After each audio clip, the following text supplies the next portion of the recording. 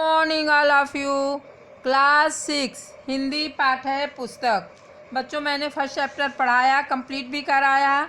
Second chapter का reading कराया, हम सबका रखवाला।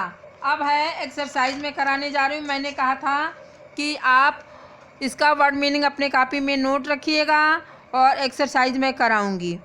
ये क्वेश्चन आंसर है बच्चों, ये है एक्सरसाइज। बॉक्स में से सही शब्द चुनकर खाली स्थान भरिए। एक अफ्रीका यात्री के झट म्यान से तलवार निकालते हुए, यह है मेरा रखवाला। क्या भरा जाएगा बच्चों? तलवार। खा। एक भारतीय यात्री ने कहा, केवल ईश्वर ही है, सच्चा है, वही हमारा रखवाला है। अपना अपना व्यू सब लोग दे रहे हैं बच्चों। इसमें ईश्वर इतना बड़ा है कि उसे किसी भी उपासना गृह में बंद नहीं किया जा सकता। नेक्स्ट बच्चों, ईश्वर चाहता है कि सब लोग इसे अपना मिला जुला घर समझें और इसमें मिलजुल कर रहें। नेक्स्ट है बच्चों, सूरज की रोशनी की जानकारी हासिल करने के लिए वह आदमी घंटों सूरज की ओर देखता रहा, जिससे उसकी आँखों की रोशनी चली गई।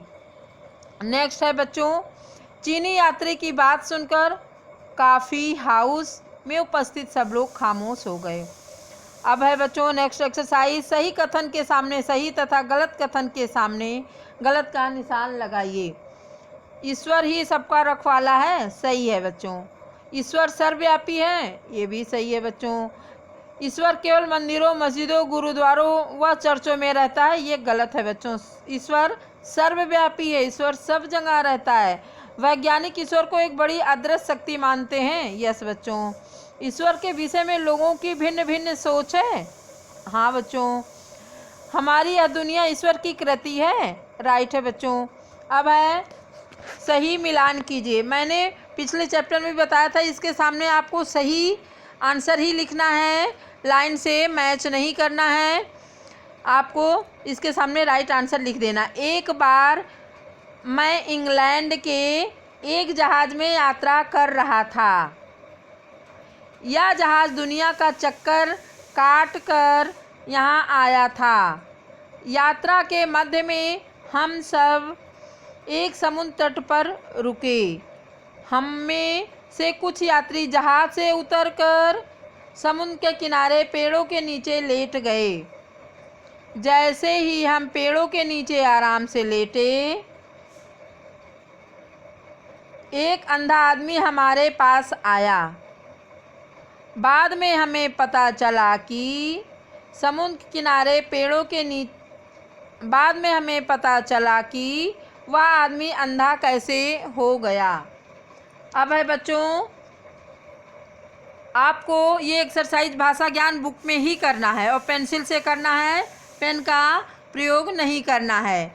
ईश्वर, ईश्वर का पर्यायवाची है जगदीश, प्रभु, भगवान, सूरज, रवि, दिनकर, दिवाकर, समुद्र का सागर, सिंधु, जलधि, पेड़ का तरु, बिटप, वृक्ष, देवता, सुर, देव, अमर, पृथ्वी का भूमि, अवनी, धरती। अब है निम्न वाक्यों में विशेषणों पर गोला लगाइए। आपको इसमें खुद विशेषण पर गोला लगाना है। जैसे अंधे, आदमी, आदमी का विशेषण क्या है? अंधा ना, तो आपको इसी तरह इसमें अंडरलाइन करना है। निम्न शब्दों को अपने वाक्यों में प्रयोग कीजिए। आपको इसको बुक में ही करना है। जैसे माता पिता, हमें अपने माता पिता की आज्ञा का पालन करना चाहिए। दिन रात, हमें दिन रात परिश्रम करना चाहिए। भली बात, मैं भली बात नेता लोगों को जानता हूँ। सने सने, सने सने दिन बीत रहा है। कभी कभी, हमें कभी कभी खेलना भी चाहिए।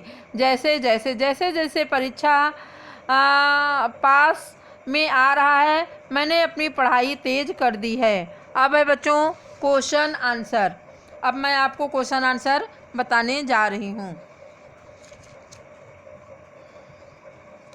कॉफ़ी हाउस में किस बारे में चर्चा हो रही थी?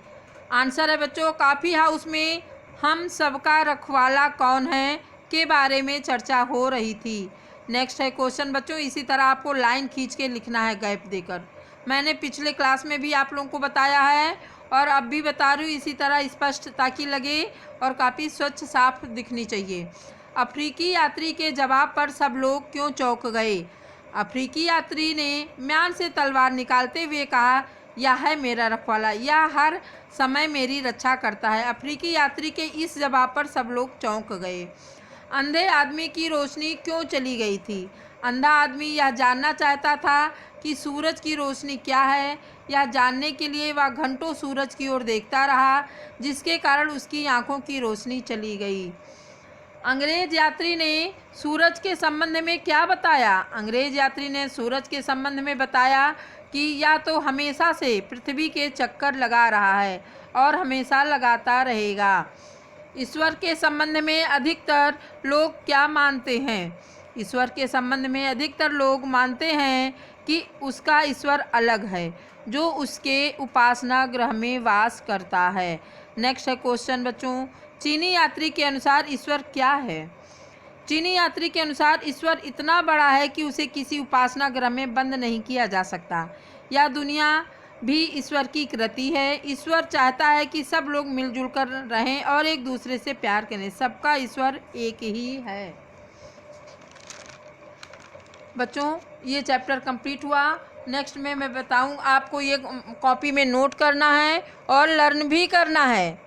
ये नहीं सिर्फ कॉपी में नोट करके रख लीजिए। जिसके पास बुक नहीं है बच्चों, बुक ले लीजिए, नहीं तो पढ़ाई समझ में नहीं आएगी। बुक और कॉपी रहेगी, आपकी पढ़ाई सुचारू रूप से चलती रहेगी और आप लर्न करते रहिए, लिखते रहिए और आगे बढ़ते रहिए। थैंक यू बच्चों।